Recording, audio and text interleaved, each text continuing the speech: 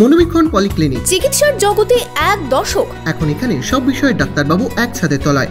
Phone করুন 7477799515 এই নম্বরে। নবগ্রামের গড়সমা এলাকায় সাপের কামড়ে মৃত্যু হলো এক যুবকের। শনিবার রাতে বিছানায় সাপে ছোবল মারে তাকে। প্রথমে নবগ্রাম ব্লক প্রাথমিক হাসপাতালে এবং সেখান থেকে মুর্শিদাবাদ মেডিকেল কলেজে আনা হলে রবিবার সকালে মৃত্যু হয় ওই যুবকের। আপনার আনন্দে আমাদের উদযাপন। বিয়ে হোক বা পার্টি, বহরমপুরে এবার luxury banquet hall at golden retreat. জেলায় একমাত্র পিলারলেস ব্যাঙ্কোয়েট, আছে স্পা, সালন, ক্লাব মেম্বারশিপের সুযোগও। বহরমপুর শিল্প তালুকে গোল্ডেন রিট্রিট। নবগ্রামের গড়সমা এলাকায় রাতে ঘুমন্ত অবস্থায় সাপের ছোবল এক যুবককে। মেডিকেল কলেজে মৃত্যু হলো ওই যুবকের। জানা গেছে নবগ্রামের গড়সমা এলাকার বাসিন্দা অসিত হালদার শনিবার রাতে বাড়িতেই ঘুমিয়েছিলেন। রাতে সাপে কামড় দেয় তাকে।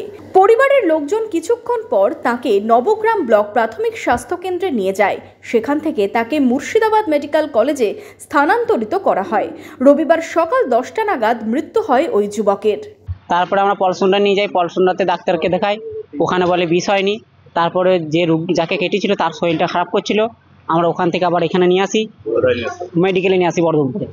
এখানে নিয়ে আসার পর ডাক্তারবাবুকে বললাম, ওরা দেখলো, দেখার পর বললো ইয়ে হয়নি, বিষ টিস হয়নি, রিপোর্ট করার রক্ত রিপোর্ট করার পর বিষ হয়নি তাই বললো। দিয়ে তারপরেও খানিকক্ষণ পর বেডে দেওয়ার পরও শরীরটা খারাপ করতে লাগলো। আমরা গিয়ে আবার ডাক্তারবাবুকে বললাম যে এই ব্যাপার হচ্ছে, রুগী শরীর খারাপ করছে। বললো কিছু হয়নি, যাও বলে তারই দিন আমাদেরকে কোনো গ্রাহ্য করলো না। দিয়ে তারপরে আমরা আবার বললাম, দিয়ে এসে ইঞ্জেকশন দিল, ইঞ্জেকশন দেওয়ার পর খানিকক্ষণ পর মারা যায়।